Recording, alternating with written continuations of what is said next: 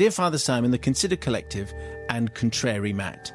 This shameful story takes place in the early 80s in a Yorkshire coastal town where actually there's a requirement for a Yorkshire accent, I'm afraid. Oh, brilliant. Oh, we'll look forward to that one In then. a Yorkshire coastal town where all the boys sported Kajagoogoo mullets and the girls cultivated their Kevin Keegan perms. I was in the sixth form when our headmaster announced there would be a special evening to celebrate the 50th anniversary of our school. He'd managed to elicit the attendance of Mr. R.M. Littlewood, MBE, an extremely eminent educationalist, and consequently wanted to impress him with the best show ever. Ever. The crux of the evening would be the presentation to Mr. Littlewood of an expensive, personalised plate from the local pottery and an amazing 50th anniversary cake baked by our domestic science teacher, Mrs. Tipping. Well, you can tell there's a couple of stories waiting to be told right here. Whilst the plate seemed an excellent idea, there was some anxiety about the cake. However, there was a general faith that all would turn out well on the special night. So the fateful day arrived with an excited, anticipatory feeling in the air. Bunting was going up, armies of cleaners were wiping and sweeping, and chairs and tables were being carried out of the assembly hall. Mrs. Tipping was beavering away on the cake, which seemed to be taking on Romanesque proportions, with sugared pillars emanating from a decidedly alcoholic fruit-cake base. Amongst all this frenetic activity, myself and another sixth former, Steady Eddie, had been called to the head's office, and he delighted in telling Eddie and myself that we'd been selected to make the grand presentation to our esteemed guest. I was to say a few words and hand over the personalised plate, and then Steady Eddie would present the cake. He handed over a little speech that he'd written for me to memorise, and then told us a reporter from the local newspaper had arrived who was waiting to take a photo of us. Under the sharp gaze of the deputy head and Mrs. Tipping, we posed for the photographer, Steady Eddie with the cake and me holding up the completely unique and very expensive personalised plate. I'm sure this is going to be fine. Within its ornate presentation box. The photographer was obviously having difficulty getting the plate in the picture because he kept asking me, "Tip it up, tip it up, tip it up, boy, tip."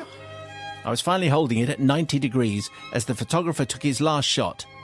Then the plate, graceful and swan-like, dove out of its box and hit the floor, smashing into millions of tiny little pieces.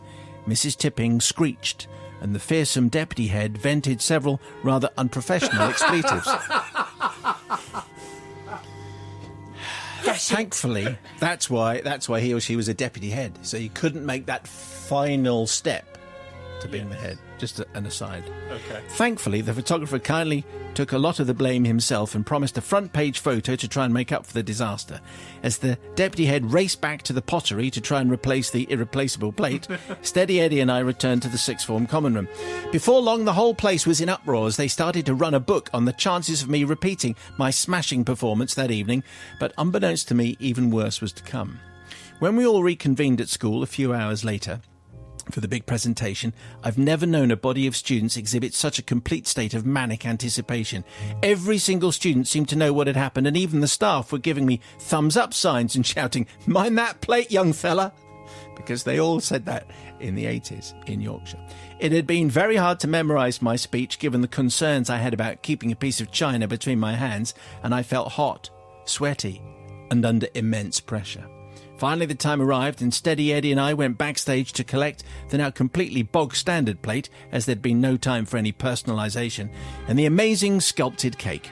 It was covered in 50 candles, and myself and Eddie walked deliberately, slowly, across the length of the hall.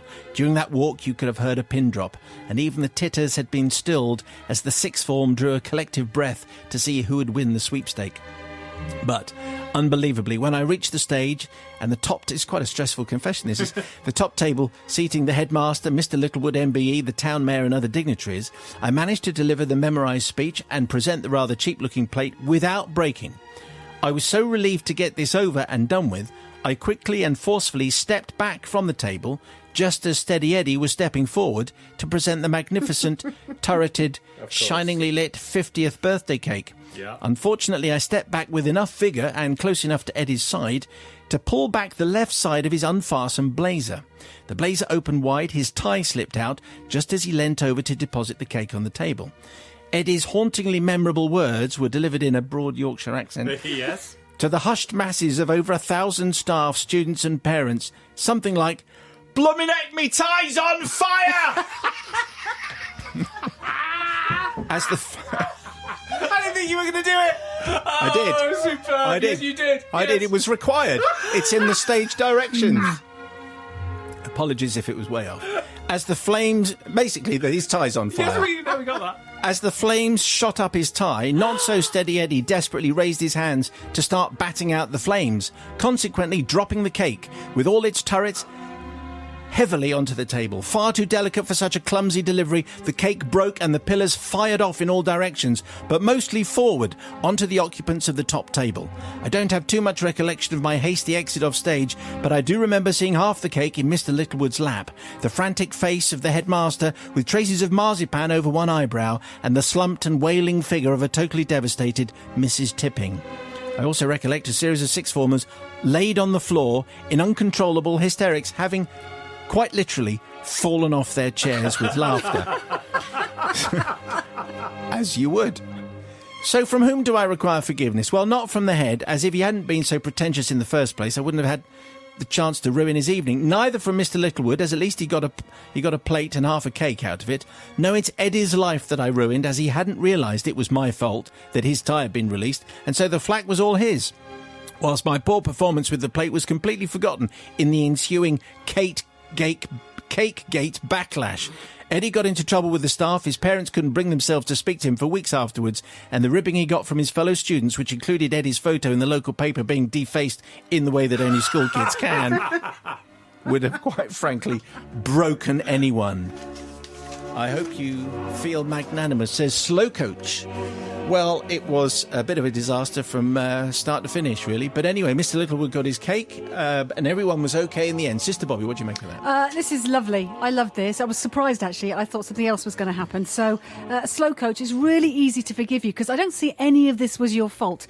No one delivers a two-tier cake like that. You put it on a surface, you go, look, and here's the cake. You unveil it, or you do something. And also, you don't move a lighted cake either. It can be dangerous. So I don't think it's your fault. Saying tip it up. Well, yeah, the plate's not your fault. The cake's not your fault. I do feel sorry for Steady Eddie, who nearly caught on fire. I mean, that's really dangerous, so you've got to be careful. So really, it's easy to forgive you. This is not your fault. Brother Matthew.